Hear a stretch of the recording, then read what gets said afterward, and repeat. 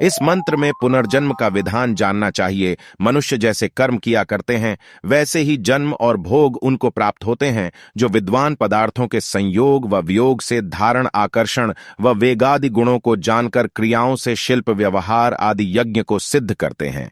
वे ही उत्तम उत्तम ऐश्वर्य को प्राप्त होते हैं जो मनुष्य अंग, उपांग और उपवेदों के साथ वेदों को पढ़कर उनसे प्राप्त हुए विज्ञान से अग्नि आदि पदार्थों के गुणों को जानकर कला यंत्रों से सिद्ध होने वाले विमान आदि रथों में संयुक्त करके उनको सिद्ध किया करते हैं। वे कभी दुख और दरिद्रता आदि दोषों को नहीं देखते।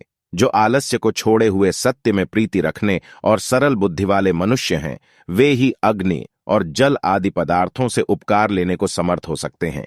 जो विद्वान लोग जब वायु और विद्युत का आलंब लेकर सूर्य की किरणों के समान आग्नेय आदि अस्त्र, असि आदि शस्त्र और विमान आदि यानों को सिद्ध करते हैं, तब वे शत्रुओं को जीत राजा होकर सुखी होते हैं।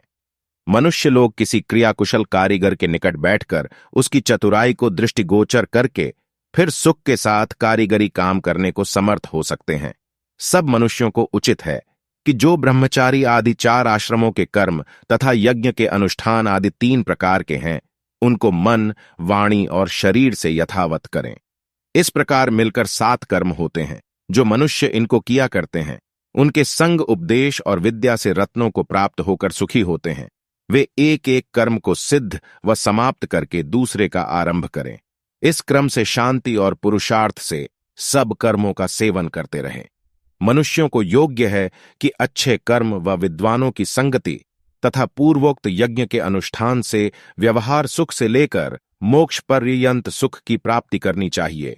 19वें सूक्त में कहे हुए पदार्थों से उपकार लेने को बुद्धिमान ही समर्थ होते हैं। इस अभिप्राय से इस 20वें सूक्त के अर्थ का मेल पिछले 19वें सूक्त के साथ जानना चाहिए। इस सूक्त का भी अर्थ सायणाचार्य आदि तथा यूरोप देशवासी विल्सन आदि ने विपरीत वर्णन किया है। मनुष्यों को वायु और अग्नि के गुण जानने की इच्छा करनी चाहिए, क्योंकि कोई भी मनुष्य उनके गुणों के उपदेश व श्रवण के बिना उपकार लेने को समर्थ नहीं हो सकते हैं। कोई भी मनुष्य अभ्यास के बिना वायु और अग्नि के गुणों के जानने व उनसे उपकार लेने को समर्थ नहीं हो सकते।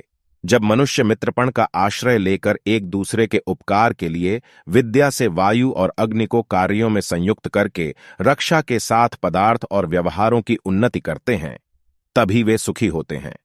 मनुष्यों को जिस कारण ये दृष्टिगोचर हुए तीव्र वेग आदि गुण वाले वायु और अग्निशिल्प क्रियायुक्त व्यवहार में संपूर्ण कार्यों के उपयोगी होते हैं, इससे इनको विद्या की सिद्धि के लिए कार्यों में सदा संयुक्त करना चाहिए। विद्वानों को योग्य है कि जो सब पदार्थों के स्वरूप व गुणों से अधिक वायु और अग्नि हैं, उनको अच्छी प्रकार जानकर क्रिया व्यवहार में संयुक्त करें, तो वे दुखों को निवारण करके अनेक प्रकार की रक्षा करने वाले होते हैं। जो नित्य पदार्थ हैं, उनके गुण भी नित्य होते हैं। जो शरीर में व बाहर रहने वाले प्राणवायु तथा बिजुली हैं, वे अच्छी प्रकार सेवन किए हुए चेतनता कराने वाले होकर सुख देने वाले होते हैं। 20वें सूक्त में कहे हुए बुद्धिमानों की पदार्थ विद्या की सिद्धि के वायु और अग्नि मुख्य हेतु होते हैं। इस अभिप्राय के जानने से पूर्वोक्त 20वें सूक्त के अर्थ के साथ इस 21वें सूक्त के अर्थ का मेल जानना चाहिए।